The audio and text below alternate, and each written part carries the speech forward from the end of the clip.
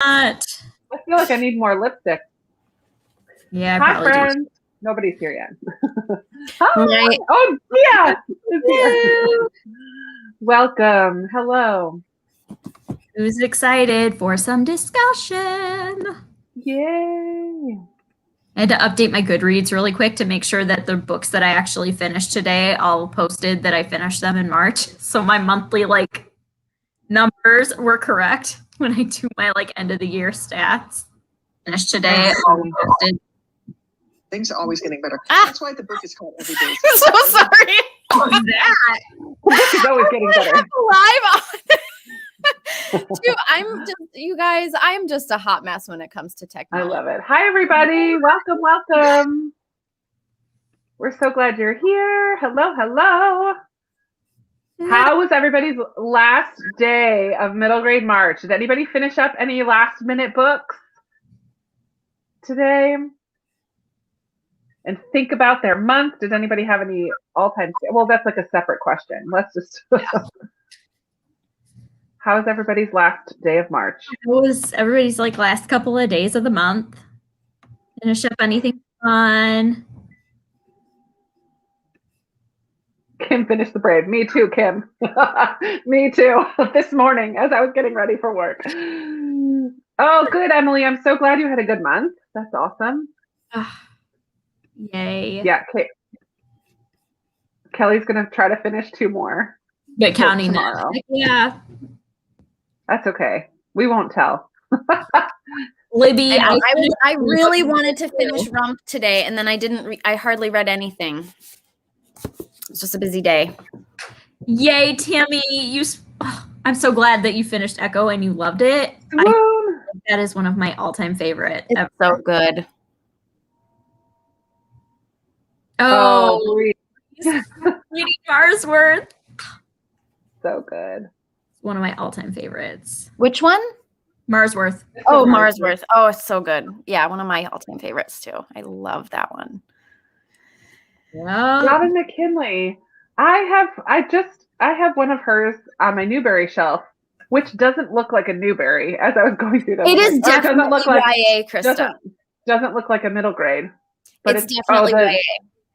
The Robin McKinley one? Mm-hmm. I read that a few years ago, and when I read it, I was like, this does not feel like middle grade. There's parts of it that are very mature for middle grade. Oh. Well, we've come across that recently. Yeah. About this little book we might be talking about on my table, actually. Oh, fun. Spindle's End. Which is I was thinking of reading this for the retelling. It's a Beauty and the Beast, or it's a Sleeping Beauty retelling. Sleeping Beauty. Nice. Oh, yay. I'm glad that you loved the Vanderbeekers, Jennifer. That's just such a cozy family read. Love it. I read Frindle to the kids that I nanny this month, and I'm only there 2 days a week, so it basically took us the whole month to read it aloud together because their parents don't read the books that I read aloud with them so that I can keep doing it. So I'm like, do you guys mind if we read a lot today so that we can finish this up and I can count it as a March read? Yep. So we read a bunch today to finish Frindle, which was super cute. What's your total? 31.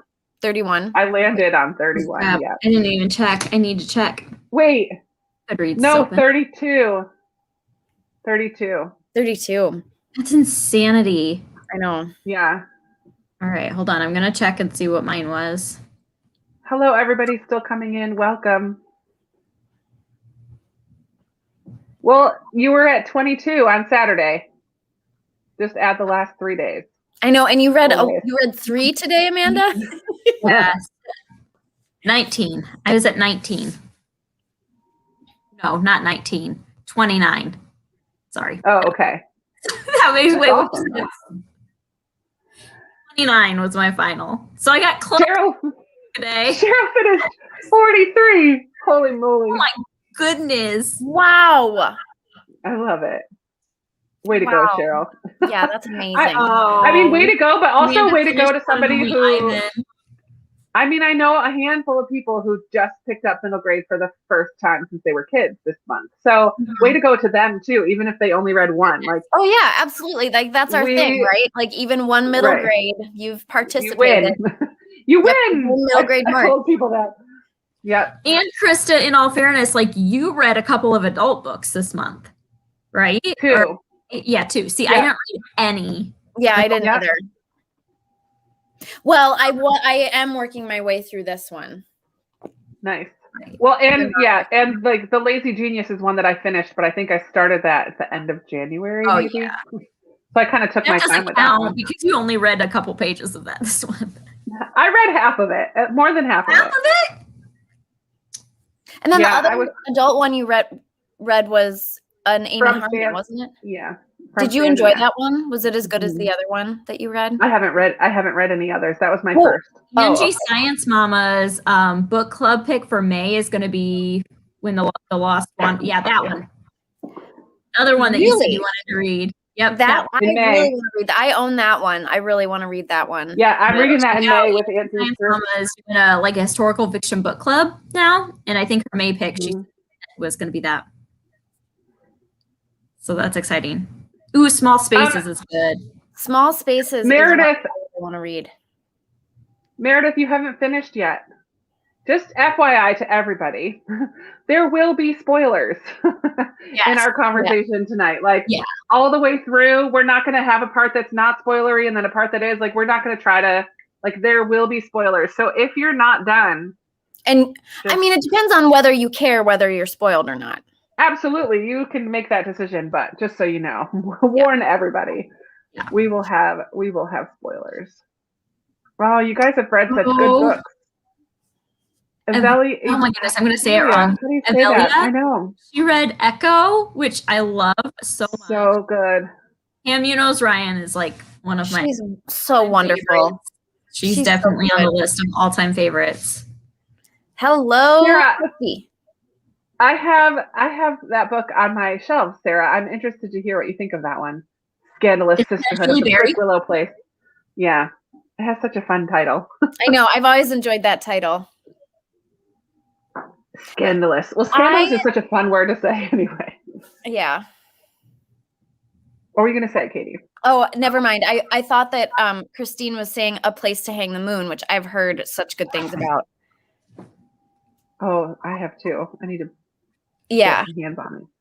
I have that also right here because I really wanted to read it this month. But oh my goodness. I ordered it. I ordered my kids a bunch of Easter stuff and that just kind of into the Amazon order. Every time I make an Amazon order, I'm like, here's an excuse. It was all Easter stuff, Sean. Oh, Rebecca, I'm glad to hear that you liked When Life Gives You Mangoes. I know Karen recommended that in my BookTuber recommends, and I've been wanting to read that one too. No, that's a mango. Jamaica, I think.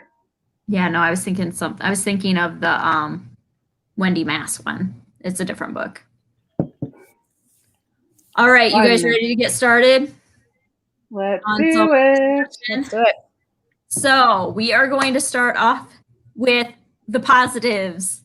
Start off on a good note. So for all of those of you who loved The Brave so much, we want to hear why, right?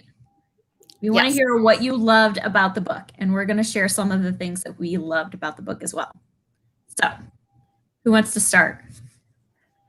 We will get to all of the other stuff later. So right now is just positive. That's what we're just talking about the positive stuff.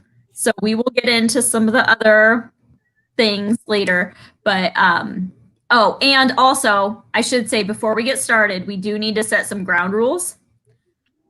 This is a space where everybody gets to be heard. And we will not be attacking other people. We all need to remain respectful of each other. Kind. To totally Sharon says so this thing. And if you're not, it's okay. Listen that means that we are going to listen to understand. If you don't have something nice to say, you do not need to comment. You can keep that to yourself. Things are getting a little too heated. Feel free to walk away. But just know that we understand. We've all read the book. We've all read the reviews. We've all read some of the articles. We understand that there are some very controversial things in this book, and we will discuss them, but we plan to do so in a very respectful manner. And all right. So did I cover everything, guys? Anything you want? Yeah. I think you did a good job there. Yeah. Okay. So let's I'll talk about say- the things that we loved about the Yeah. book. I'll say that I found it to be pretty compelling. I feel like I was drawn in right from the get-go, and I was interested in picking it up even when I couldn't get to it. I thought the pacing was pretty consistent. Like I didn't feel like there was any parts that were like lagging or like slogging to get through. I liked Colin. I liked himself and the journey that he went on in this book. Like He was very I don't know. likable and he was a very and I felt very like compassionate towards him. I just Yes. wanted to like hug him. yeah. Yeah. I also really appreciated I really appreciated his relationship with his mom and just how Yeah. loving she was with him, and and how he'd never really experienced that with an adult before. And I just loved that she, like, everyone else that he'd ever encountered made a big deal about his condition, his counting condition, and she just, it didn't bother her at all. Yeah. No. And Yeah. I loved that she was able to just be his mom. Absolutely. Some of the comments I'm seeing, Rainey said she loved Colin's relationship with his dog. And I also loved that. I thought that I loved Seven in the book. And I was actually kind of sad that we didn't get more of Seven in the second half. Yeah. But we'll talk about that later. But I really did love that he had Seven. And then also somebody else commented about the dedication page, which I will agree. Mhm. That dedication is probably one of the best dedications I have ever seen. It was really good. So good. Yeah. So the dedication is, this book is for the 4 chambers of my heart. First chamber, my son, Wolf, who is the bravest person I know. I love you. Second chamber, Adriana Mather, who gave me her heart when I gave her mine. I love you. Third chamber, Mama, who gave me my heart and taught me how to use it. I love you. And lastly, the 4th chamber of my heart is reserved for whoever my son one day falls in love with. I gave him his heart and he gave it to you. I love you. So sweet. I know. So sweet. So sweet. Oh my goodness. It was just so good. I'm just highlighting a bunch here. I Yeah. liked that this Okay, one so I liked allowed for I discussion. had a specific, I have my book. I had a specific passage that I absolutely loved in the book. And I found this to be a theme throughout the book that I really appreciated. And it's in chapter 28. 21. Sorry. It's in chapter 21. And it is part of the story that Colin is listening to from Aji. And it was the part where he was talking about the wolf and how he felt different. And it says, the boy sat down and thought about what the tortoise said. He began to look back at his life and realized the wolves were his true family, even though he looked different from them. He began to see that he was so afraid of not fitting in that he made himself feel unwanted and alone. And that sentence right there, he began to see that he was so afraid of not fitting in that he made himself feel unwanted and alone. And I really, really appreciated that in the book. And I think a lot of kids need to hear that. Like, you're so afraid that your differences are going to make you unwanted that you are drawing yourself out of the situation and not putting yourself out there. And so I really appreciated that lesson that was in the book. Yeah, that's good, Amanda. Did you see that in other places? Like, did you see that? Like, just, I'd like to hear you talk about how you saw him. How do I word this? How you saw him play that out. So, because throughout the book, beginning of the book, when he was fighting, with the boys at school, and then whenever he would attend school, and even when he went, to see his mom, and he just felt like he had to be on guard because really, like, his dad kind of instilled that in him, that you're different and you're not welcome the way you are. And because of that, he had been conditioned to just kind of pull it over and not get attached, because it was easier to not have any friends than to lose friends. And I think that is a common thing with kids who have things that make them different than other kids, is that they feel like it's easier to not have any friends and to not open myself up than to deal with the hurt of losing friends. And so when he talks about that, as far as like the play dates, and then eventually they would go away, and, you know, all of that. And so, and then, you know, by the end, he has kind of embraced that what makes him different makes him special. And he, you know, so that's kind of how I saw that arc. There was a few, I mean, I read the first part in print and then I listened to the audio, and I don't pull out quotes as much when I'm on audio because I can't. But there was a few just descriptions of things that I thought were really beautiful. He talks about, I forget who he's even talking about, his mom. It's almost as if everyone else speaks in italics and she speaks in bold. I just thought that was kind of a cool picture. We're a million moving paintings all blending together to make one masterpiece called life. I love kind of that. Generic, but so beautiful. No, it's so beautiful. And then talking about his mom again, she lives life like it's a song and invites the entire world to sing and dance with her. Like, I want to live like that. So those are just like early quotes that I'm sure if I had read this in print, I would have found more. But I did find that the writing had some little moments that were really beautiful. For sure. I'm going to go back and catch some more of these. Let's see what some of the good life lessons.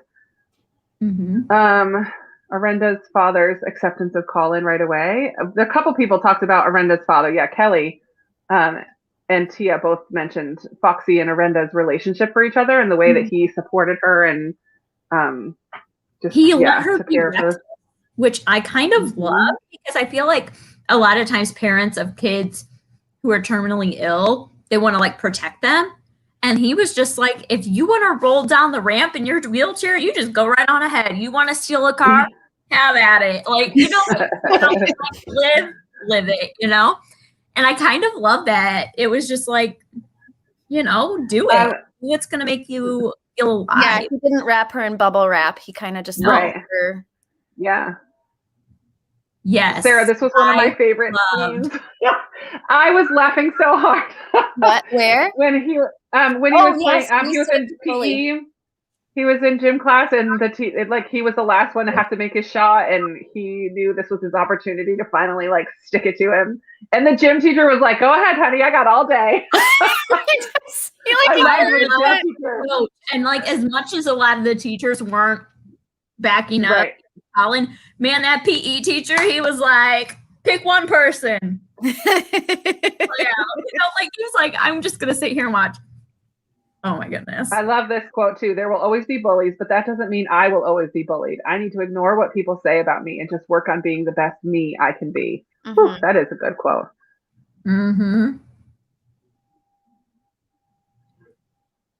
Colin's growth, his journey. Yep. Yeah, it was nice to see that PE teacher after a slew of just ridiculous teachers. Oh my goodness, yeah. There was another quote about not judging people by the color of their skin. That's true. That was in there early on when he first got there. And about how it's not what's on the inside, or it's not what's on the inside. It's not what's on there. It's just took a turn.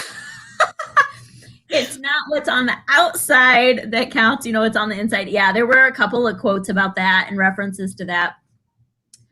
I kind of liked how and I know some people did not like this, but I personally appreciated the way they worked in the LGBTQIA rep in it. with his brother and how it was like, does that surprise you? And he's like, no, like everybody was okay with it, but it was just like, it seemed very natural to me that it would be something along those lines. Like it wasn't a big deal, but it was just like, oh, okay, and Mm-hmm. I appreciated that aspect of it. I liked this too about his mom. Here's what's on the inside. It's frustrating because I just wanted her to give me the answers because I was like wanting the answers too, but it was good that it forced him to start a friendship that he might not have because he was curious enough that he wanted well, and the also answers. I think it was like, she didn't, his mom didn't feel like she should be the one to tell him what was, like that's her. She needs to be, it needs to be her choice to tell you what's going on. Yep. It was kind of surprising to me, though, as much as everybody else was like, we're not going to tell you. That's her choice to tell you. Then Ronnie came in and was like, you want to know? Okay. Oh, and yeah. Yeah. Did you guys not have a conversation about this? I love it. That was kind of funny. Funny. I also letter. Loved how he covered his room in animals. When that scene where he's like researching ALS and then he like transforms the word into animals instead of ALS and then like starts covering his room in animals. I thought that was a really interesting way to like cope with his like feelings about it. I'm always impressed with people who can draw. I have no artistic ability, so it's fun to see. Yeah. Him connecting with Arenda because they both can draw, and him drawing as a way to process, I think is good. Good to see that in a book because I know there's a lot of kids who love to draw. About Aji being gay, but what she didn't like was that he had to make himself a jock to be accepted.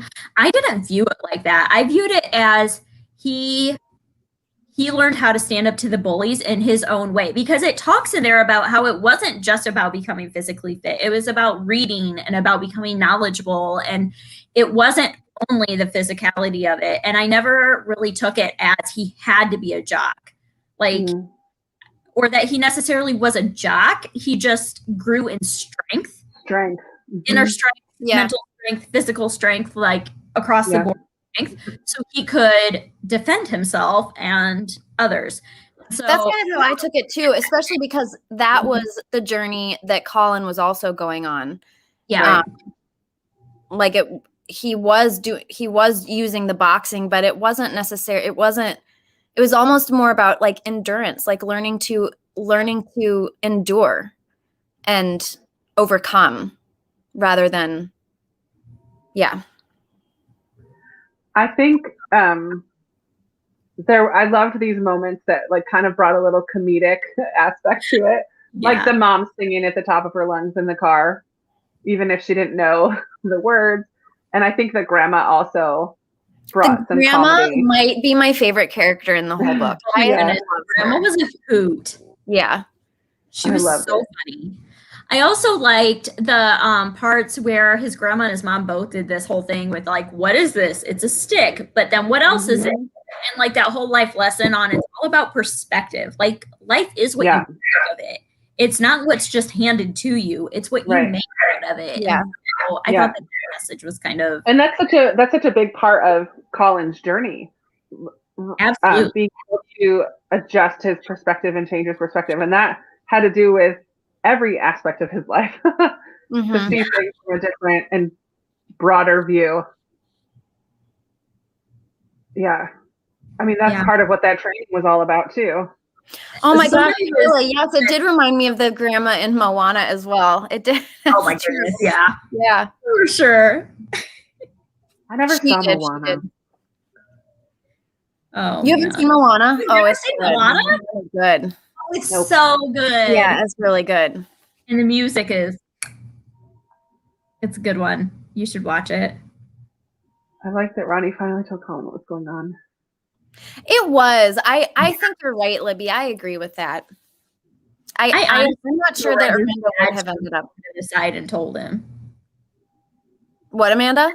I said I honestly think Orenda's dad, Foxy, should have pulled him like to the side and just been like, hey, this is what's going on. Yeah. I did not suspect this either. Well, I didn't see actually, that coming. I think I knew had it. read. I think I read something that talked about it a little bit. She kept disappearing. Like she just wouldn't be around all of a sudden, and it was totally unexplained. I knew that she was. Yeah. I knew she was a ghost. I am such a like. I never go for the paranormal unless I know paranormal book. I never go for the paranormal. Well, I knew that there was going to be magical realism in this book, so I kind of, I don't know. Maybe I wouldn't have expected it, but there was another book that I read last month where I figured it out beforehand too. Same situation. I'm not going to say the book because it's it really is a spoiler. No, I just read a book a week ago that had the same thing, and I did figure that one out fair and square. This one, I feel like I read enough about the book before reading it that I was like, I kind of knew, but. Yeah. Also, that the grandma had the same dress in so many different colors. Like there were some definite like. See, I can typically figure stuff out. See, I'm not usually very good, but maybe I've read enough mystery and stuff like that now that I can. I will call stuff and I can figure stuff out, and that. And Krista, the other book that you figured it out, never saw it coming in that book either. It's so funny. And the mom just said, yeah, all the time. She's around. Yeah. Well, I think it's interesting because like the days that he would walk home with his grandma. So did his mom just like not pick him up? Well, she knew grandma was getting him. Yeah, she knew that grandma was around. I guess. I don't know. I mean, he was like old enough that he could walk it. It's not a big deal, but still. Yeah. That's funny. All right. I love it. Should we move on to our next topic? Yeah. All right. All right. I should not be eating Milk Duds right now. That's not. You can eat Milk Duds. There's nothing stopping you. Like, what's not going to be crunchy? The candy that sticks to your teeth. In the roof of your That's fine. I love it. All right. Now we're going to get into some of the nitty gritty. So remember, we're going to be respectful. Kindness. Okay. Kindness and listen. What? Go ahead. I said kindness and listen to others. Yes. Wrap up. Be respectful. Okay. We know that one of the things that people had an issue with in the book was the representation of school administration and the bullying and the relationship that Colin had with his parents and how that was portrayed, both his dad and his mom. So that topic is up for discussion. No, I'm just joking. Adults. I just called that adults. Good. That's perfect. Adults in the book. Yeah. So I know a lot of people said that they didn't find it believable that the school administration would just like kick him out and not back him up when it came to the bullying. And I don't know. I think it depends on the size of the school, to be honest. I honestly think smaller schools, depending on the school, some smaller schools, the principal, like if the principal is like a jockhead or whatever, then he's just going to be like, nope, you got to go. Like, if you don't fit in here, you're out. I feel like in this day and age, and maybe it's just because of the school district that I'm in, but like the complete unaccommodation of his OCD condition, whatever it is, like that just would never ever happen. Like there was the only teacher that was accommodating at all was the gym teacher. Like no school administrators, no teachers. Like it just like that just would never happen. Like it just wouldn't. And like I don't know. Like he came from California. Like there's I don't know. And not like I don't think it was like a small we don't really know where in California he came from. And Duluth isn't huge, but like it's decent sized. Decent sized, yeah. I thought was interesting, especially right at the beginning with the dad and the principal who were on the football team together when they were in high school. I feel like the rest of the book, Colin is facing these stereotypes of Native Americans from what he knows from movies and Western, whatever, like that he has in his mind. And yet the first two adults that we experience are stereotypical jocks who are just about like being cool in appearances and like ignoring the bullying basically. And this is your problem and not ours. Like, I thought that was kind of a interesting like play together. The rest of it, we're tearing down all these stereotypes, and yet the first two adults we meet are the most stereotypical. Yeah.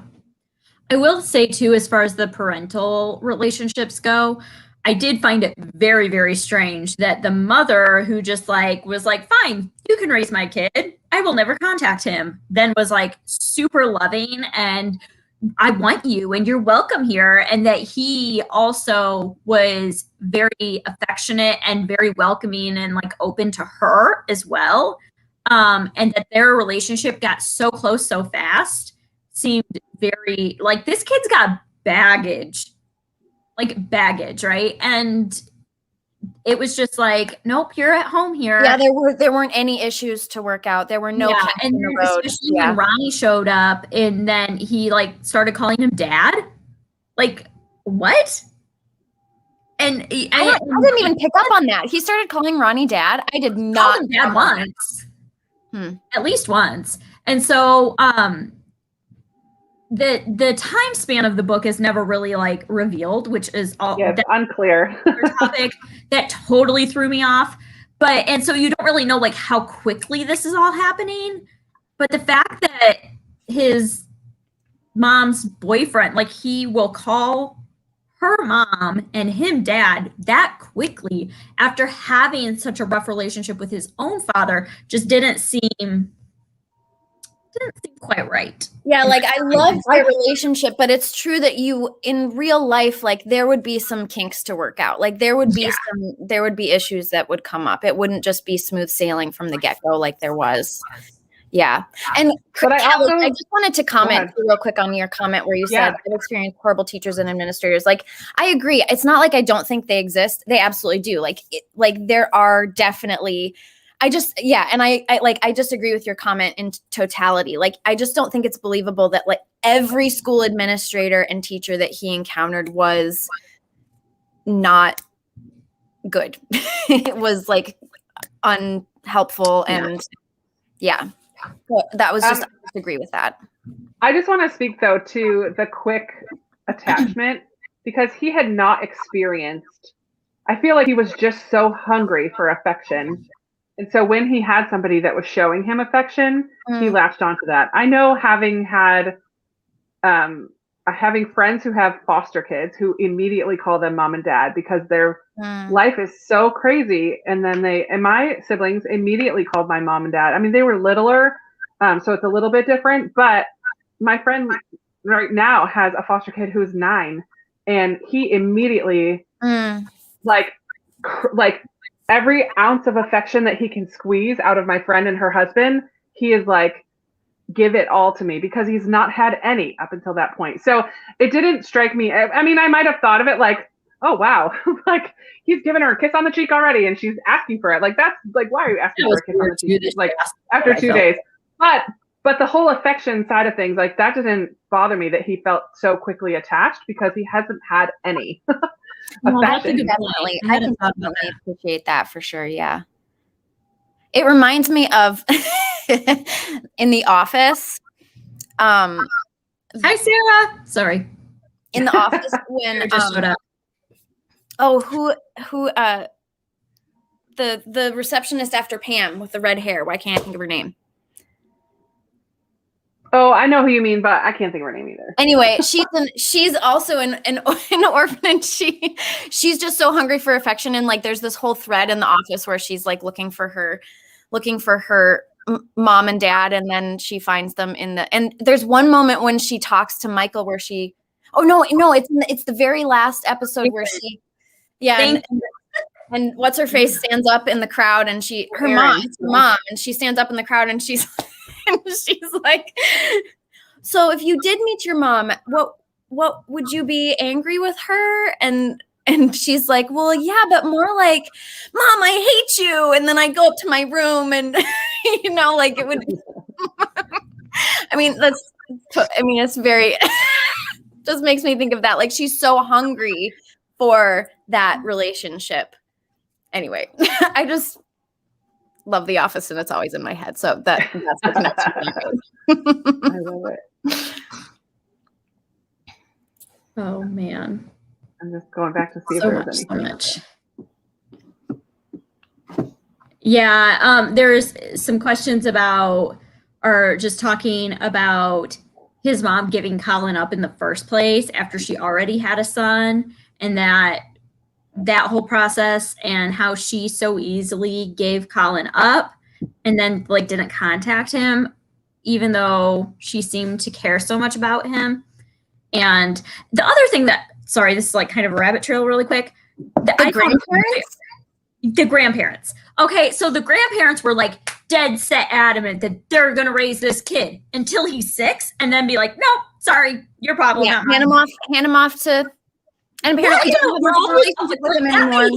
No sense to me at all whatsoever. Like, I'm like, this does not compute. Like, I just, because at that point, why didn't he just say, hey, my parents don't want your son. Do you want him back now? I don't know. Because he obviously didn't get along with him.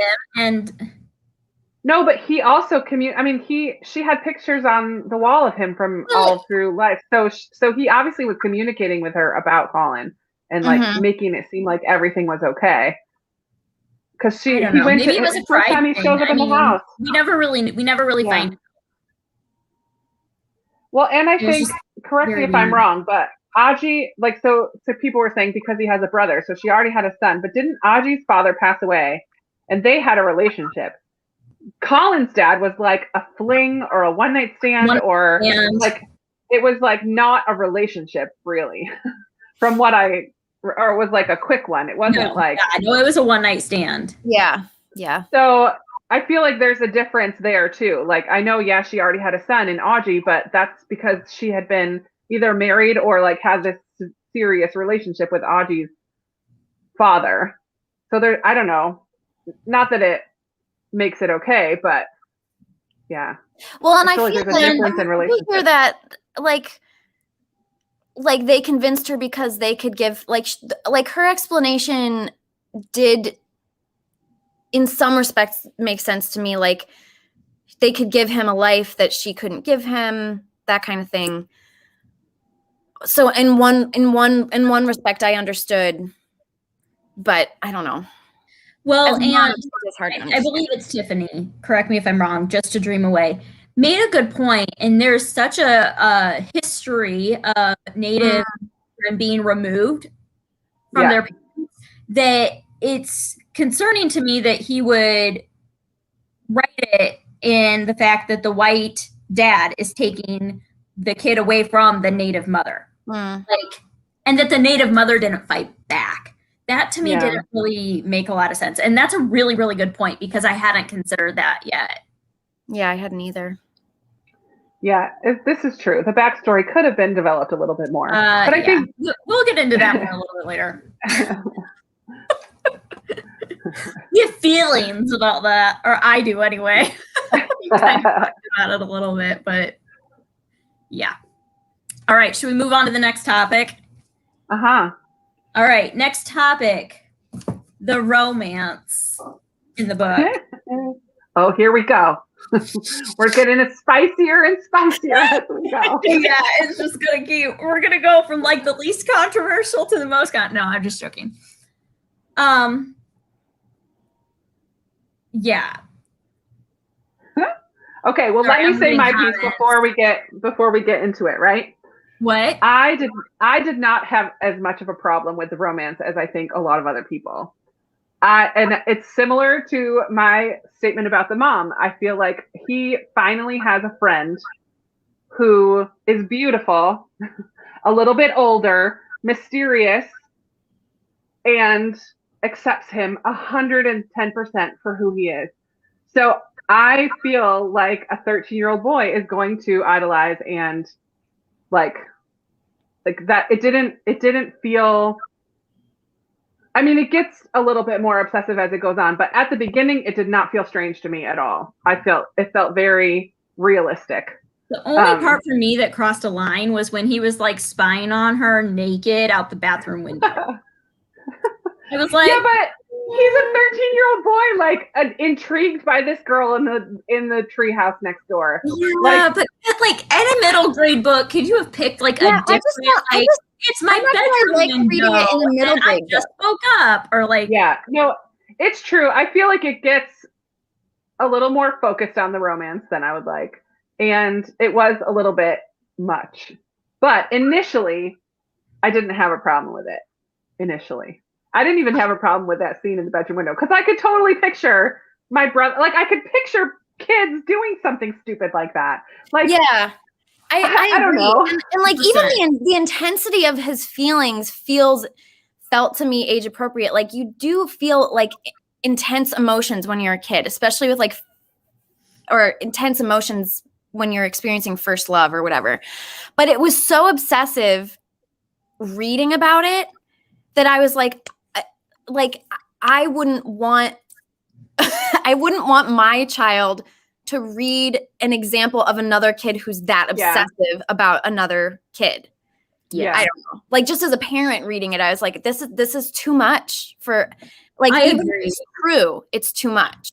I think that it was it was fairly realistic in like there are kids that age that feel that strongly about other people.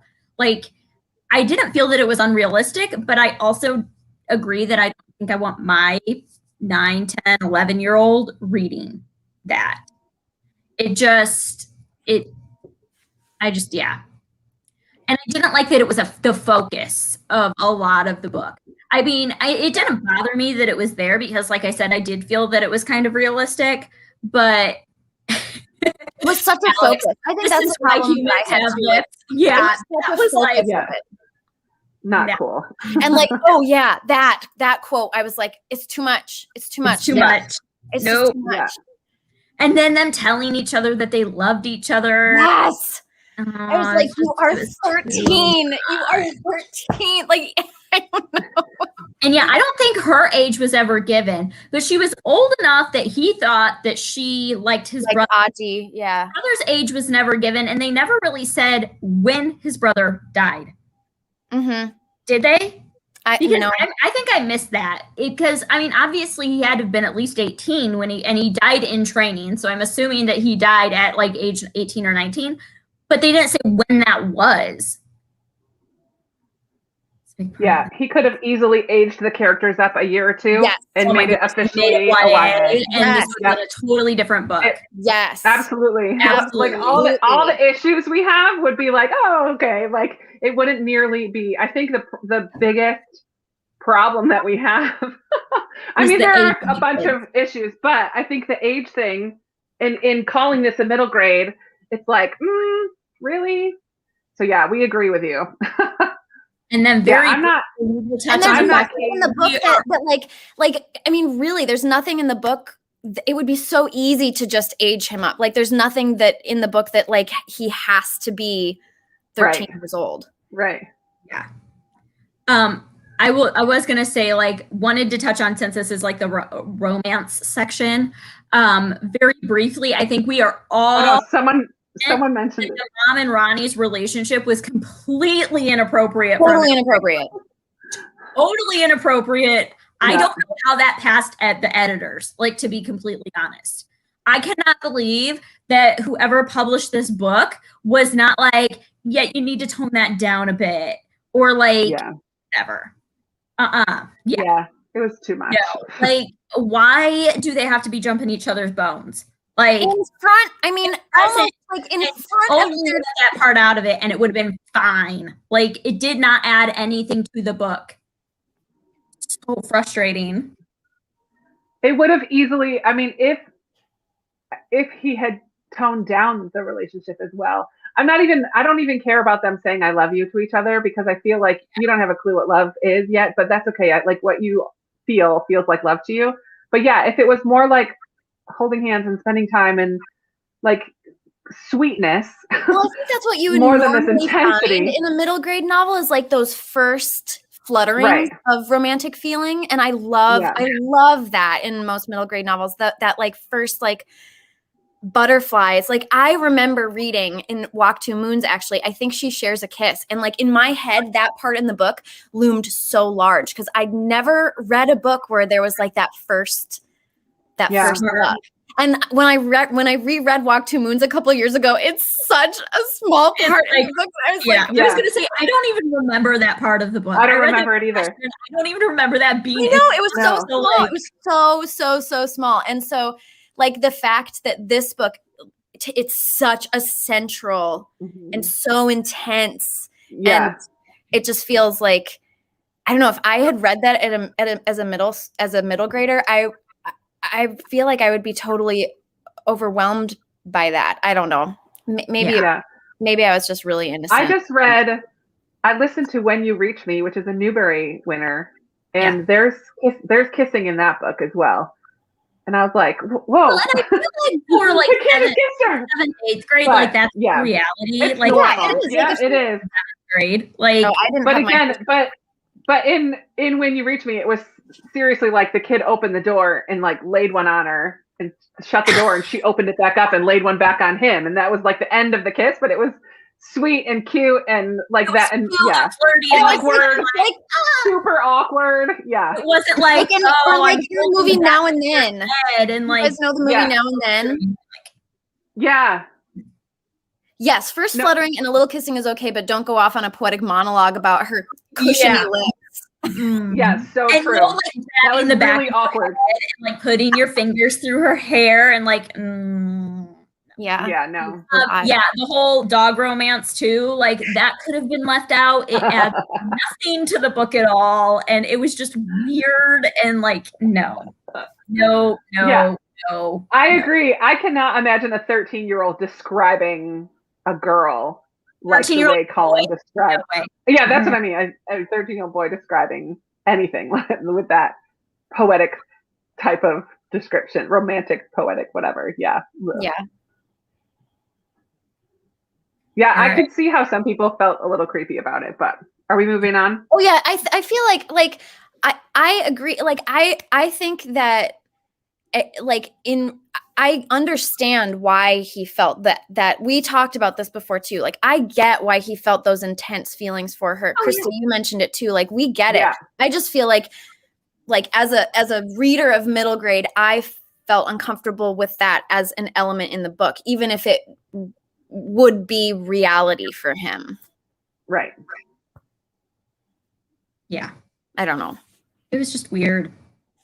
But yeah, Ronnie and that I had a much bigger problem with that, honestly. Yeah, that was way inappropriate. And I do want to mention also, just because, and this will bother some people and not bother others, but there is a using the Lord's name in vain swear word in the book as well, which is kind of a big deal for middle grade, I feel like.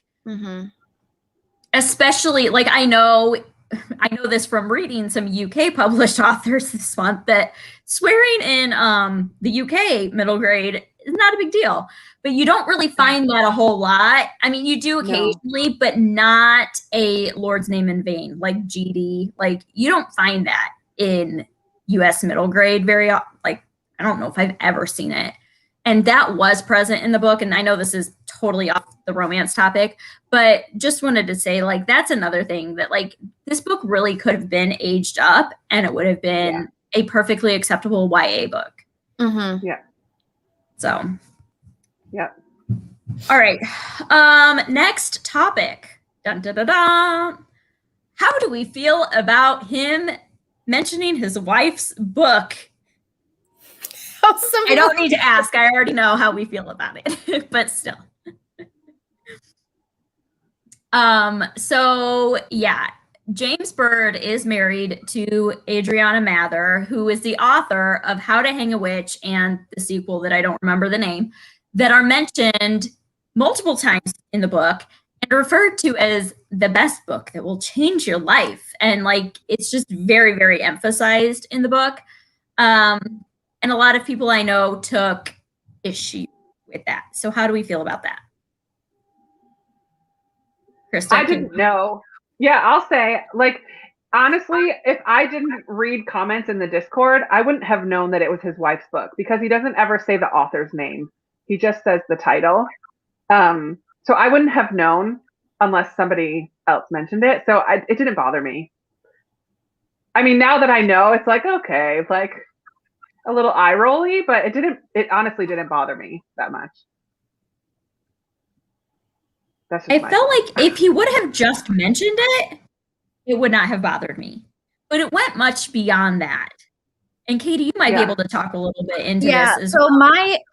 Because Amanda and I were talking about this last night too. Like, I don't care that he mentioned his wife's book. Like, whatever. I mean, it's kind of cute even that like he's, but the thing that I kind of had a problem with about it is that it's a YA book mentioned in a middle grade book to middle grade readers.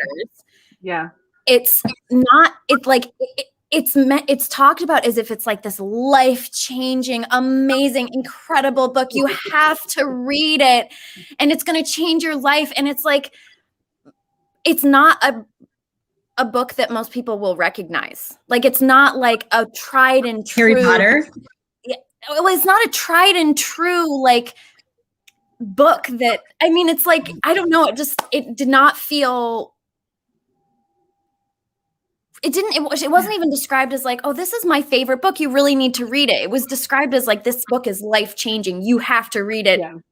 I mean, I think that is kind of where it lost me a little, like that this book, there's no name recognition with it. It's not like he's talking about, or it's not like she was talking about some sort of classic, like work of classic lit. Oh my gosh, what is that? I don't know where that music is coming from. It's not me. It's coming from my computer and I don't know where. I'm so sorry.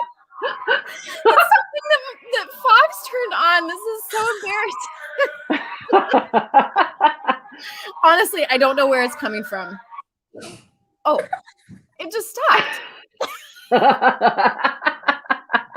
He's messing with me. He has like a tablet or something in his bed and he's like, yeah, mom's computer. That's hilarious. Oh my word. Oh man. I love it. This is the kind of also that's a little insight into our day. Like, that's the kind of music he listens to over and over and over again. That's and it gets to a point where I'm like, Fox, you have to turn that off. I am going out of my mind. Oh my word. It is so makes me crazy. Yeah. This is true. It feels like when you're watching a show and they like orbit gum and they like hold up the obvious plug for the ad. Yeah. Or whatever. Yeah. It didn't bother me. It was the way it was executed. Yeah, I think it's not even that he mentioned his wife's book or like he talked about his wife's book. It was kind of the way it was talked about that I found unrealistic. Like, if he was talking about, if he was telling him to read like an actually life-changing book. Yeah, sorry. Oh my gosh. Oh my goodness. Oh, it's too funny. But yeah, and what everybody else was saying. Like, that's not like, this isn't something that like took away any pleasure from reading the book. Right. Like, it's like, I think like I didn't find it realistic, but it's not like I was like, oh my gosh, this makes me hate the book. Yeah, no. Libby, I kind of feel this way too. I like it when books talk about other books that the characters are reading, and like, it doesn't even matter to me if it's a friend. Yeah, same as Libby, but it doesn't work right with Katie, what you were saying, when it's the book that you must read. Yeah. Well, and he talks about it in like, this character was fantastic and she did this like stuff, whatever. But the book that he's referencing is not appropriate for the age group that this book, like it. So once again, would have aged everybody up. It would have made more sense and it would have been fine. Yeah. I love the Anne reference. Yes. Yes, for an Anne reference. Congratulations. You win. You win middle grade March. Yeah. Right. If she told him to read Anne, it would be a different story. Totally different story. Then it would have been 5 No. stars. No, I'm just joking. Yeah, but it makes sense. Like, it's not a mainstream, like Katie was saying, the other Katie, it's not a mainstream book. Like, it's not a Harry Potter. It's not a book that everybody is familiar with and knows. So it just feels like Yeah. out of love place. when books are talked about in books. Like that's Yeah. I think a thing that most people who love books like. Oh, I haven't read the book, but Kelly said they're potentially spoiling the book even, which is not cool. That's just no. Not cool. All right. All right. Move on. Now we're getting into the really nitty-gritty of it all. So okay. So now we're going to talk about the disability/disease representation in the book. And how do we feel about the end of the book with Colin's condition and how that was wrapped up? Just kind of how his condition was referenced throughout the book, and also how Orenda's condition was referenced throughout the book. So there's 2 different things here because we have Colin's condition and we have Orenda's disease as well. And so, yeah. Krista, how did you feel about these? Put you on the spot. Oh gosh, I know. Well, the one thing that I felt frustrated with was the inconsistency with Colin's numbers. And I know that there was like the breaking the fourth wall letter early on where he said, I'm not going to keep doing this. But then he sometimes would and sometimes wouldn't and sometimes would and sometimes wouldn't. It just was very inconsistent. And I almost just wish it was there all the time so that when those few moments happened when he didn't, it would stand out more. Yes. I don't think that letter was needed at the beginning. I wish he just carried on always saying the numbers. So that we would know for sure when he wasn't doing it. Yeah. It felt a little bit like when that happened, when he was being so inconsistent with it. I was like, I wonder if James Bird just didn't want to keep counting the letters. That's I was like, is this, or if his editor was like, you need to dock it down a few words, and he's like, well, I'll just go in and take out all the number counts that, like, I don't know. Yeah, like I wanted to feel more how he was feeling. I didn't like that letter. I feel like the frustration that he felt would have connected, like we would have connected with that frustration even more if it had been more consistent. Yeah. So that was a little frustrating. Yeah. If he was in public school, he would have had an IEP with accommodations. There was no related services. I gotta step out really, really quick. I will be right back. Okay. What did you think, Katie? So what? I don't know, just any of this part of things.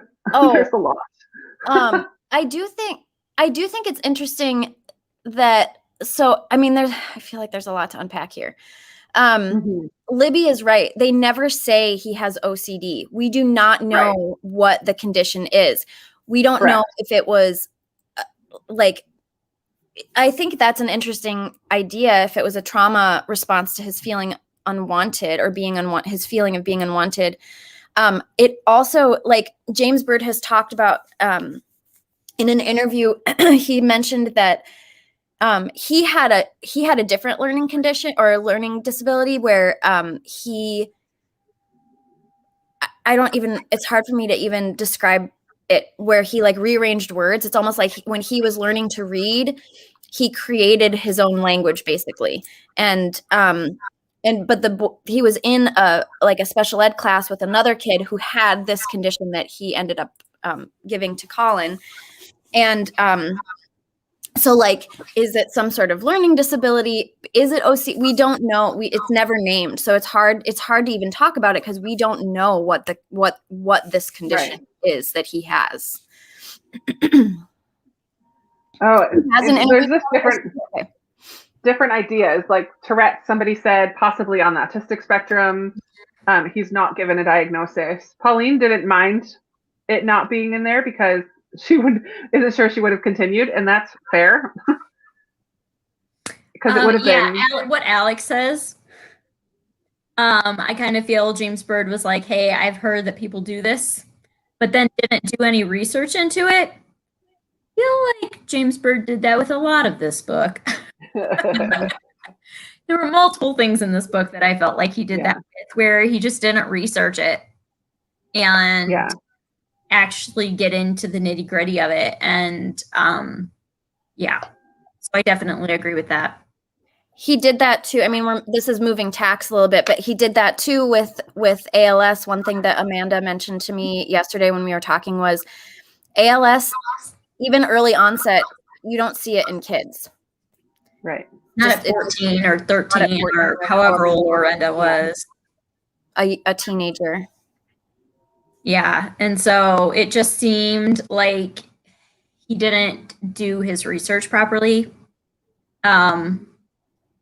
Yeah, and Tiffany, I know that you had said in your review too about he didn't understand how wheelchairs work and how they wouldn't just be go gallivanting through the forest in a wheelchair. That's not reality. Like, you can't just do that. So, okay, do we all want to like speak to how we felt about this? Because I know there are very different opinions on this, Tia. Some people very, very strongly are not happy with the fact that he is cured at the end. I personally did not view it that way. Same.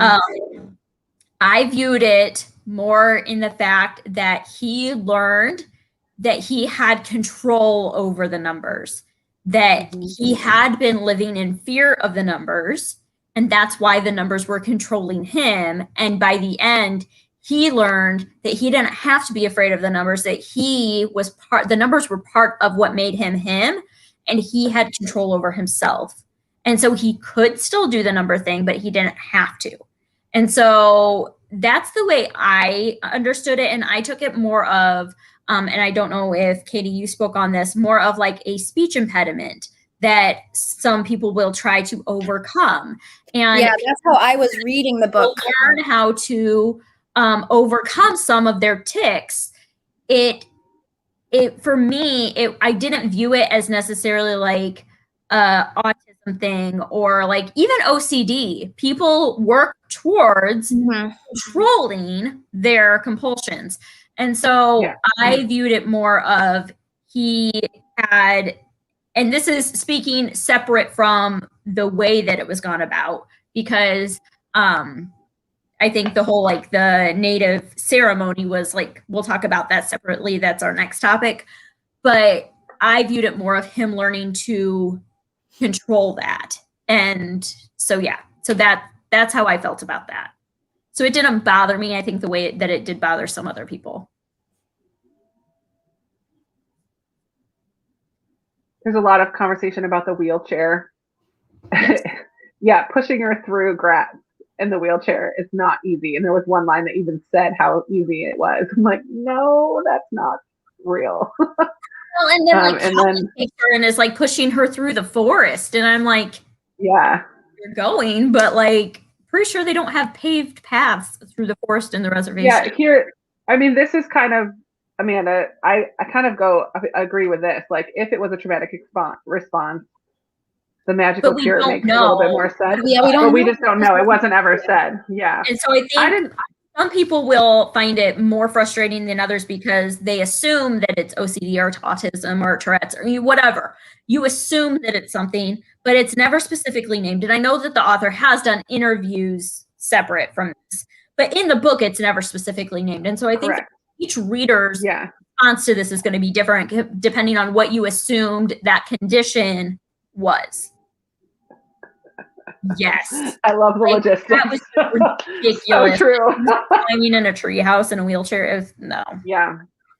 Agreed. And I agree, like, in reality, an issue like Colin's, a condition like his, is not going to be solved overnight. It's generally like that kind of thing is a lifelong, you overcome. Process. It's a lifelong learning to overcome. Like I was talking with Amanda and Krista last night about I have a very good friend whose father is a world-renowned speech pathologist, and he has a stutter. And it's something that he has had to work his father is this world-renowned speech pathologist, and he has had to work his whole life at trying to overcome this what did I say? Stutter. Stutter, yeah. Stutter. Yeah. It's not something that that you I mean, I think for some people it probably can overcome it more easily. But I mean, I think that someone mentioned the time frame. I mean, that's just something that this book, like, I feel like everything is crunched. Like we just don't, like, it just all feels very crunched. Sarah, we can speak to this. We heard an interview with James Bird where he has his own reading condition where he switches the letters in his brain, and so when he was in school, he had to go to like a remedial help room for reading and stuff. And another kid that was in the room with him had the same condition that Colin has in the book, and he was kind of like mesmerized by it. He kind of thought it was cool in a way, and so that's where he got the idea. So I don't think that he did, like someone else mentioned, like enough research about it or anything like that, but he did know somebody in particular that is the inspiration for Colin's condition.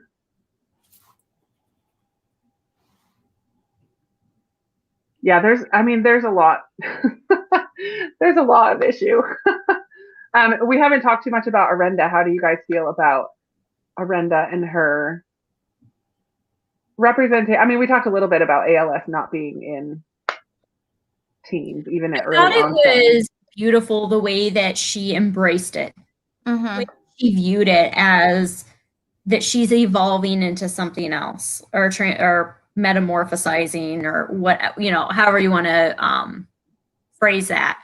But I thought that was really beautiful, that because she knew she had a terminal condition that was not going to get better, and she knew she was going to die. And instead of, living in fear or just giving up or whatever, she viewed it as, I'm changing, and she was going to embrace each stage of it as it came. And I appreciated that. I thought that was really I just want to real quick go back to Colin. This is a good point, Jennifer.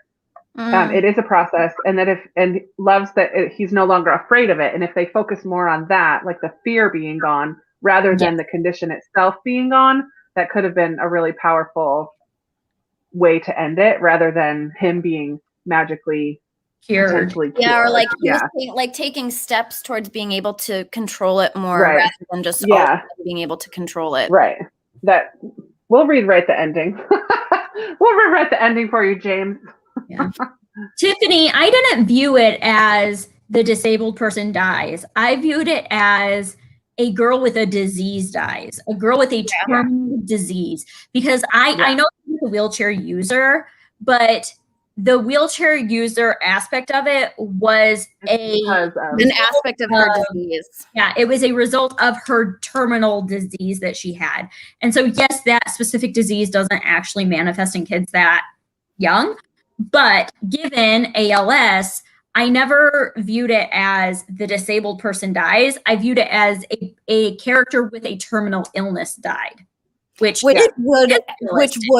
does happen. I mean, that which is realistic. You can't not die with ALS. It is a degenerative. Yeah.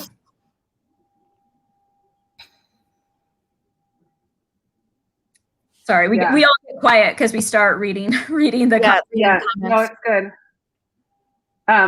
Libby likes the way Arenda approached her own death, how she chose to give away the things that she loved. I love that too. Mm-hmm. I thought it was interesting too, like how she made her room. It had been so bright and beautiful with all the paintings and colorful things, and then she made it all white like a cocoon because she knew it was getting close. She knew it was coming. I thought that was the whole aspect of her dying in a way was beautiful. I thought it was beautifully written. I brought tears to my eyes. It was difficult. It was, I don't know. I liked it. And I don't think Arenda on her own was why Colin was able to face her fear. So I know a couple of people have said that, like that it was her job in the book to change Colin. And I don't think that was the case. I think everything Colin experienced in Minnesota being so different from his life in California was part of what Added changed to him. that. Mhm. And not just Arenda. So I didn't view her role in the book as the agent of Colin's change. Yeah. I think she was part of it. She helped him to have perspective. She helped him to have confidence. She helped him to start training. Like, she helped him with all of that, but she was just one aspect of that. I think his mom helped him with that. I think His grandmother. Ron, like the grandmother, the PE teacher, like all of that, I think all played a part in him changing. So I didn't view Arenda's role as an agent of Colin's change. So I thought the death scene and the whole butterfly aspect was quirky and like a little weird maybe, but I don't know, I thought it was beautiful too. Yeah, no, I agree. I thought it was. I do think that disability representation, I get what you're saying, Tiffany, about that disability representation in literature mostly ends with characters dying. But she didn't have a disability. She had a degenerative disease. There's a difference between having a disability and having a degenerative terminal disease. And yeah, there's a difference. And so that was the story. Like, that was the point. That was. Yeah, I mean, this is not like this is why I did not like the book Me Before You. I hated that book because of that exact reason, because it wasn't a terminal illness, it was a disability. And I just didn't like the way that played out. But she has a terminal illness, a degenerative disease. Yeah. It's like, it wasn't like it was, because I know like that there's a large population within the booktube community that has chronic pain illness. Or I don't know if I said that right. I'm really sorry if I messed that up. Chronic illness. With chronic pain. And this wasn't that. This was a degenerative terminal thing that this was going to kill her. And so like ALS always ends in death in the same way that Alzheimer's ends in death, and like that is the outcome. There is no other outcome for it. Yeah, like it's not even like cancer. It's not even like cancer where you can survive cancer. You cannot survive ALS. Like you can't. So, I viewed this a little bit differently than you, Alex. I can see where you're coming from.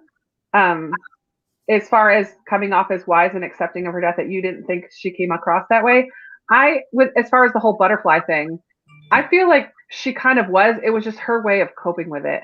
Like, I feel like she knew it was coming, and her way of dealing with that as a kid, to know that you're dying, like, I can't even imagine what that would be like.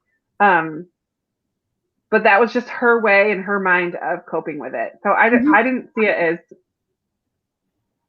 maybe not wise and accepting, but I mean, I guess I do think she was kind of accepting of it. And this is just the way that she put it in her mind. Like, this is the way that she accepted it. Somebody else commented about how they felt like it was romanticized, and it was. But the fact of the matter is there are some people out there with terminal illnesses who do romanticize their deaths. Yeah. I mean, that's a fact of life. Like, there are, because I know she used to do booktube. I don't think she does anymore. She does other stuff on YouTube. But Desi from Darling Desi had this whole video about how to romanticize your life and like making small things in life romantic. Anyway, I digress. But this is just one example of that. And yeah, it wasn't in poor taste maybe, but there are kids out there who will say, I know I'm dying, but I'm going to view it as this instead. That way it's not scary. Right. That way it's not, I don't have to be afraid of it. I can just say it is what it is and move forward. And that's how kids deal with it. Yeah. And that's fair. I mean, yeah, that you just wish it were a little more straightforward. Yeah, it's fair. That's a fair response, right? Like, yeah, I do think that's interesting, because she never was able to say the words "I'm dying." She never ever said those words. No. Nope. She didn't even tell Colin what was going on with her. Yeah. Right. No, she couldn't. So, all right. Should we move on to the Yeah. next thing, or do you have anything I else? mean, I to feel add? like we could probably keep talking about all of these topics. Yeah. But yeah, let's I just want to say, like, we know that with terminal illnesses, it can cause disability, and with ALS, it does. Like, you end up in, like we said, it's a debilitating or a degenerative disease. You lose control of your body, Function of your limbs. Yeah. So, I mean, that's true. And we're not overlooking that in any way, shape, or form. No. All right. We ready for the big All right. American Indian, Native American Indian representation in the book. How do we feel? And given this is coming from the perspective of 3 white women who have no Native background at all whatsoever. So take that into account. We have read multiple own voices reviews. And I do have own voices, representation in the comments as well. Make sure we're staying respectful, please.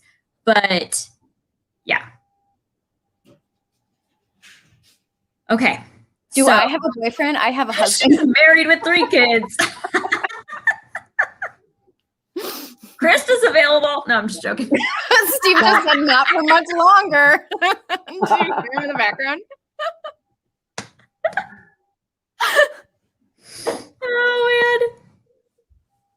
Oh, that's funny. That's probably why they said that, but they heard Steve. That was funny. I just blocked him for 5 minutes. Sorry. Oh my goodness. There's been a lot of craziness in the comments tonight. So yeah, there has been. I get quiet. I'm putting people in timeout. I'm blocking people. Yeah. So sorry if I'm a little quiet. Wait, why did you block PJ? Oh no, I didn't. I just for 5 minutes because he asked if you were single. But then I realized it's because he heard Steve's voice, and so I'm like, oh shoot, I probably should have. Sorry, my bad. I'll apologize when PJ comes back on. I've been blocking and getting people out all night long. So yeah, I have never had this. She's like blocking. I've never had this problem. Anything that makes this matter, you're out. No. Yeah, sorry. I'll apologize after 5 minutes when they come back. He's gonna be like, "What was that about?" Sorry. It's probably not. Yeah, it doesn't matter. Anyways. Okay. Who wants to start? Anybody? Any takers? Okay. So I know one of the biggest things that I saw in multiple reviews was that people had issue with the fact that there is no question about it. James Byrd throws all the Hollywood stereotypes right at our face. Like, he says them in the book from Colin's perspective, like, all I know is what I've seen in movies and books and media and all of this. And one of the issues that I know a lot of people have is that all of the negative stereotypes about Native Americans were debunked, but not all of the positive stereotypes were upheld. And that's not. Wait, were upheld or were upheld? They were upheld. So all of the people, like some of the positive stereotypes were that they were wise or they were beautiful or, that they were not necessarily stoic, but just like very, I don't know the right word. And that they were like very in touch with nature and things like that. And every single adult that he met in the book had those characteristics. And so while his mom said, no, that's not true, that was not displayed in the book. And well, so it wasn't every adult. Well, I guess at school he wasn't. It wasn't on the reservation. It wasn't only. Yeah, that's true. But on the reservation, who did he meet? His mom, his grandma, who was a ghost, and Orenda's dad. Literally, that's the only adult. And the guys with his test, the ceremony. So that's like 5 people, though. And I'm like, I can tell you 5 people who are wise in London. I'm just delivering. Yeah. No, I know. I'm not. I'm sorry. I know. I'm joking. Yeah, we didn't really actually experience much of life on the reservation. Like it was just very immediate. It was his neighbors and his immediate family. Right. Yeah.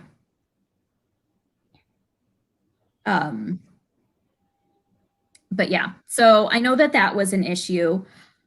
Yes, James Byrd he's half Ojibwe, just like Colin. Yes, he is half Ojibwe, but he was raised in LA.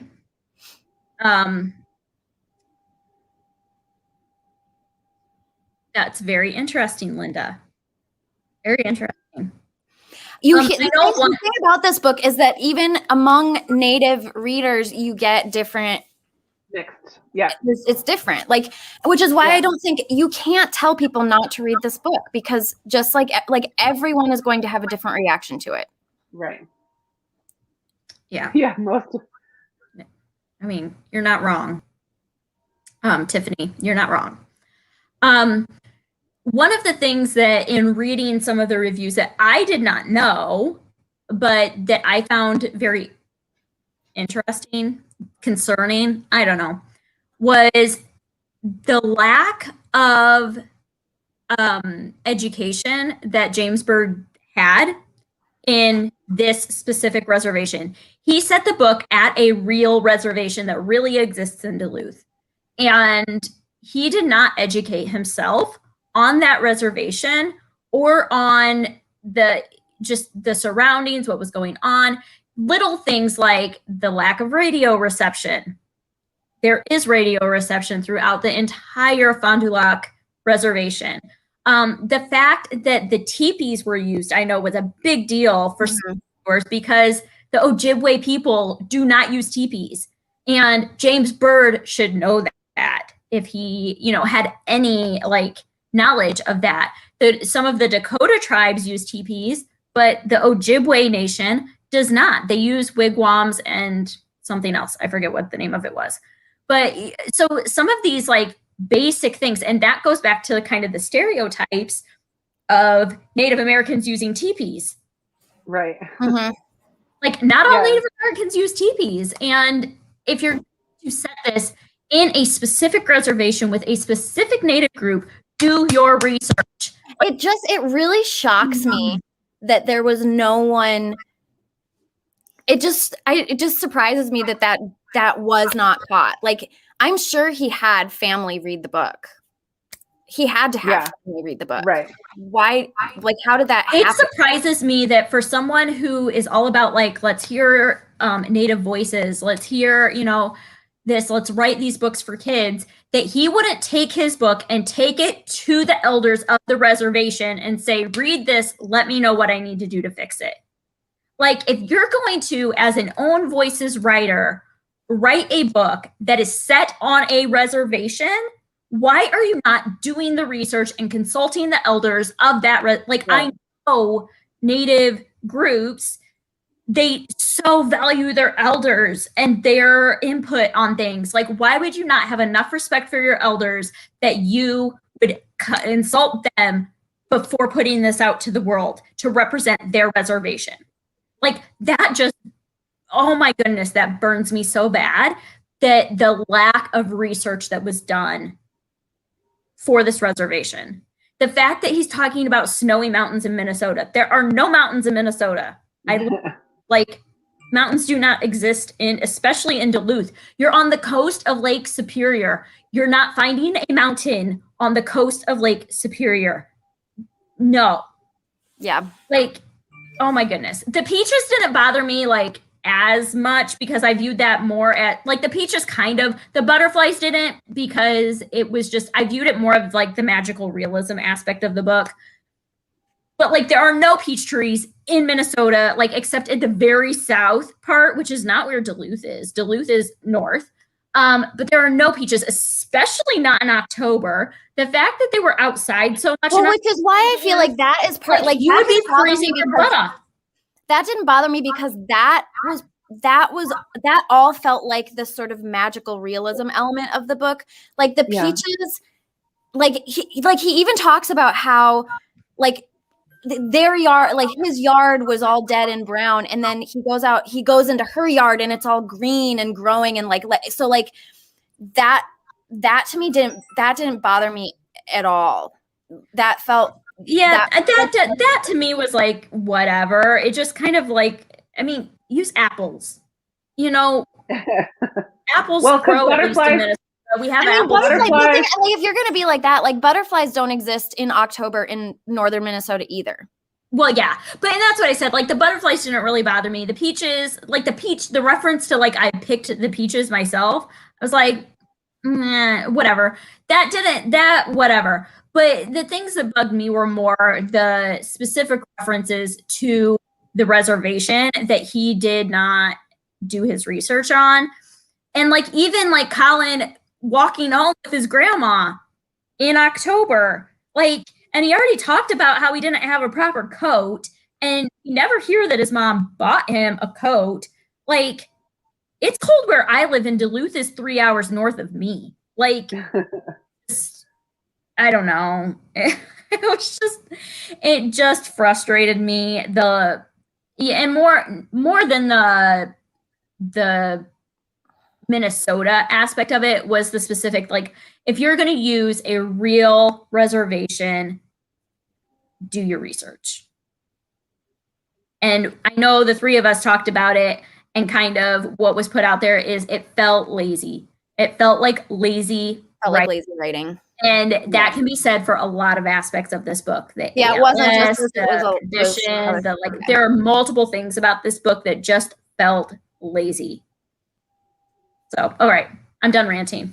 Next. And not just on James Bird's part. Like, where was the editor? Like, why didn't the editor pull out some of those things?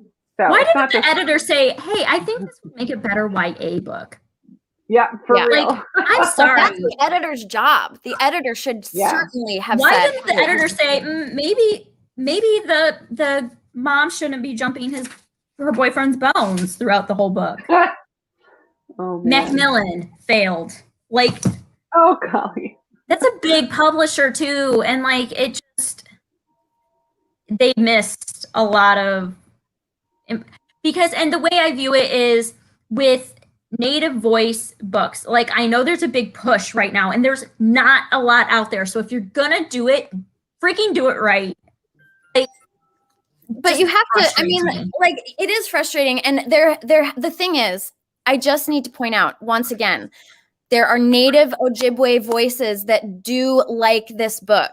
I did post an Ojibwe Own Voices review that was a positive review, and he mentions to Brenda Woods, and I couldn't find a review of hers, but she's a writer and she's an educator, and she teaches in school or at a university, and she's also Ojibwe, and she apparently also recommends this book. So this is why I don't think that we can say, like, I would never say don't read the book. I think the book has merit in certain. No. Yeah, but all I'm saying is this is why, like, these are aspects of the representation that were not good, right? They was not good representation, but at the same time, it doesn't mean I don't know. I don't even know what I'm trying to say. I just think that, like, well, it feels almost like potentially, and I'm just like making an assumption, not even an assumption, but like he was raised by his Ojibwe mother. James Bird was, I believe, raised by his Ojibwe mother, but in California. So he's an urban, I think I've heard the term urban native, which I don't know if that's offensive or not, but like, so he grew up in California, did not grow up in Minnesota. However, I feel like he could have been hearing stories instead of going there himself. Yeah. Right? Like, so hearing his mom and his family's stories of life in Minnesota and using that as his resource, as opposed to going there and seeing it firsthand, potentially. I don't know if he went there or not. I don't know. But and he is Own Voices. He is half Ojibwe, and his experience is maybe different from other people's experience. And yes, he didn't do a lot of the details well, but I don't think that he can be discounted as not Own Voices. He is Own Voices. He is. Like, that's just it. Like, he was raised half Ojibwe. Like, he is half Ojibwe. So you can't totally discount his voice. Did he do all the details correctly? No. And he should have. Was that? Like, he should have. It was easy enough. Yeah, he should have. 100%. Was he maybe more focused on Colin's journey and Arenda and the characters as opposed to the setting details? Yes. So it's a fault. Did it totally, like, I still enjoyed the book immensely. Like, did he get it all right? No. Would I not recommend this book? I mean, not to a middle grader, but I might to a YA person, like a teenager. I don't know. 13-year-old, I probably would. Yeah. I just want to say, Tammy, I saw your comment and I agree. I misspoke and I apologize. Like, you're right. Every voice is unique in an own voice situation, and he has every right to write the way that he wants. So you're absolutely right. Sorry, I just wanted to address that really quick. Yeah, I agree. It sometimes does get a little bit like, okay, what else can we pick at? Like, I feel like that's partly why we wanted to start with what did we like we about definitely this wanted to start with the positives, because we knew once we got down the rabbit trail, it'd be hard to get back out. Yeah. And you could do that with any book. There's once you start getting nitpicky. Sarah, it's a good book for discussion by far. It is. And we knew that going in. Like, we knew there would be picked it, going into it. that it was going to be a good book for discussion. And that was part of that in terms of the name of the book, and I do think that the positive review that I linked does a very good job explaining why, like, yeah, you can take offense to it, but that review does do a really good job of explaining why many people, why you don't always, like, it doesn't have to be taken offensively, because it's used as an adjective. No, it's used as an I don't even remember, but that review is really good in that respect.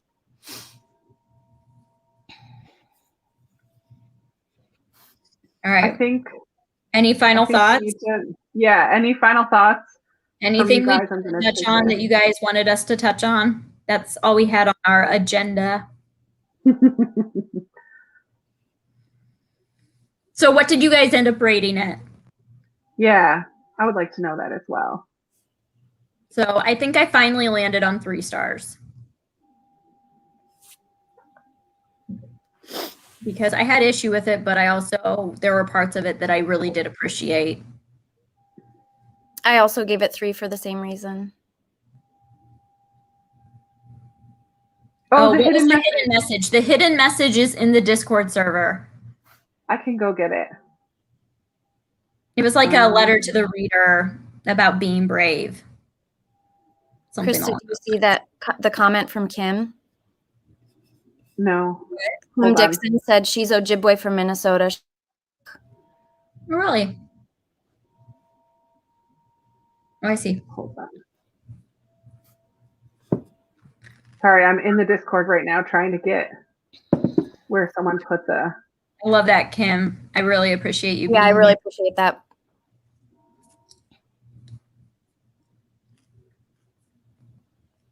Okay. Here is the... Oh yeah.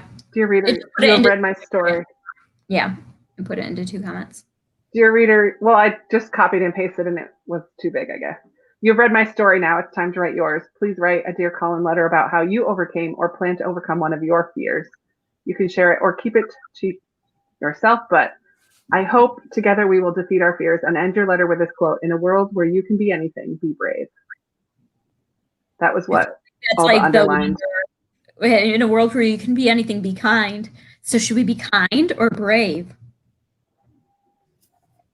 So many of our people are victims. Yeah. Interesting. A lot of mixed. 3, 2, 4. The dedication was worth, like, it's.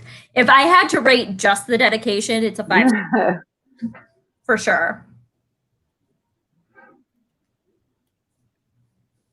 Awesome. Well, guys, to see what he does in the future, if he does anything in the future, and whether it's revolves around Native culture or not. The Discord link. You can find the Discord link in, I think, any of our middle grade March videos on YouTube. Yeah, or our Instagram accounts. I'll have them. Yeah. Krista, are you planning on keeping the Discord server up throughout the year, or are you going to take it down after? I mean, it doesn't hurt to keep it up. And as people read middle grade, I mean, Yeah. or if they read The Brave later on or whatever, I think it's fine. It doesn't hurt anything to keep it up. So right. We'll have it ready for next year. It'll be ready. Do you have something covering part of your camera, Krista? What? No. Oh no, there's something. Never mind. Never mind. The number and the time. There's like. Yeah, I think you know what I think. It's really black. Linda, I really agree with you. I feel like if I would have probably rated it higher if it had been YA. Yes. Yeah. Hands down. Yes, I agree. Yeah. I'm still. I just finished this morning. I'm still going back and forth between a 4 and a 3 and a 4. So if I did half stars, it would be 3.5. Is where I ended up landing, but I rounded down to 3. I don't do half stars at all. So I stress enough with whole stars. I do half stars in my book journal. I haven't decided whether this will be a 3.5. Yeah. There's a good question. How did we hear of this? I'll tell you. Well, I'm the one that heard about it, but I don't remember where from. We did not have a prompt this year that spoke to diversity like we have for the past 3 years. So we were very intentional in wanting to choose a group read that had some level of diversity in it. So as we were looking for a group read, that's the only types of books that we were looking for. And own voices. We wanted some kind of, we started looking at, I mean, if we really want to get into the nitty gritty, we started out looking at Black authors. You looked at Black authors. Yeah. And then I mentioned a couple books by Indigenous authors that I had on my shelf. And then we went down that rabbit trail. Yeah. Yeah. And then it came up in I want to say on an Instagram post. Somebody posted about it. And I was like, oh, what's this? And then I was like, oh, this sounds interesting. And then we all read the first couple of chapters of this and a couple other books. And this was the one that compelled us the most to continue reading. So it's the one that won the bet. Yeah, I've heard it compared to My Girl. I've heard it compared to Walk to Remember. Walk to Remember. That was the other one I saw. That was in the Discord server. Both of those. Yeah, that's funny. But we're going to wrap it up. Yep. If there's any other final thoughts. I know Book of the Month has an add-on option in April that is also that is also about. I don't know about the author, but I know the main characters are Ojibwe. But I don't know if she's Ojibwe. I believe she is, but I don't know for sure.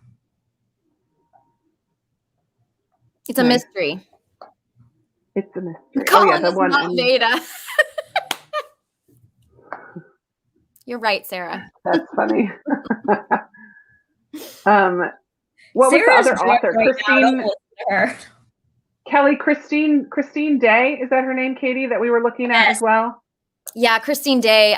Christine Day has 2 books that we were looking at. And then also there was one about, what was it called? Two Roads. Oh, yeah. Yeah, which... Oh, it just sounds really good. It's about the code breakers but it's in a middle grade book from World War II. Mm-hmm. So. Yeah, there was a bunch that sounded really good for sure. But yeah, thank you guys so much for sharing your thoughts and for being respectful. And I know that we didn't all feel the same way about this book, and that is okay. Yeah. we love hearing some spicy opinions and everybody speaking respectfully to each other and hopefully opening our eyes to things we maybe have seen or didn't think about in a perspective that's different from our own. And I just appreciate you guys so much. And I'm really glad that it stayed level and respectful. Yeah. I mean, honestly, as an Enneagram 9, I'm just saying I was a little nervous. We were all very nervous coming into tonight. I'm just going to put that out there for you guys. We were all very, very nervous coming into tonight that it was going to turn into. We should have known that you guys can handle. We all did wonderful. Being kind. I love it. But we thank you guys so much in general for participating in Middle Grade March. I just love how how big it's gotten. This little idea that Katie had way back in the day. And it's been very cool to see more and more people every year So much fun. Giving middle grade a try. Yeah, it's so good. So don't wait until next March to read middle grade. It's okay every once in a while to pick up a middle grade. You don't have to dedicate a whole month to it. But when you're feeling the slump come on, middle grade is a great option. Absolutely. Couldn't have said it better myself, Krista. But we really appreciate you guys. And we have loved this conversation tonight and loved this whole month of participating with you. And we love you for participating. Yes. Thank you guys so much just for everything. And always feel free to continue to tag us in your middle grade posts because you know, my middle grade shelf isn't big enough yet already. we love adding to our TBRs with what you're reading. So I'm not going to tell you how many middle grade books I bought this month. I know. Me either. Yeah, no comment. Yeah. I mean, I got way more middle grade than anything else already anyway. So yeah. Brandy, if you look up above, Krista wrote the secret message. In the comments. In the comments here. And it's also in the Discord server. Yeah. In the final comments section of the discussion. Awesome. All right, guys, you're fantastic. We love you very much. And now it's 11:11 and I have to go to bed for me. It's bedtime. So, all right. Thank you, guys. We love you. Bye, guys. Thank you so much. Have a nice night. Bye.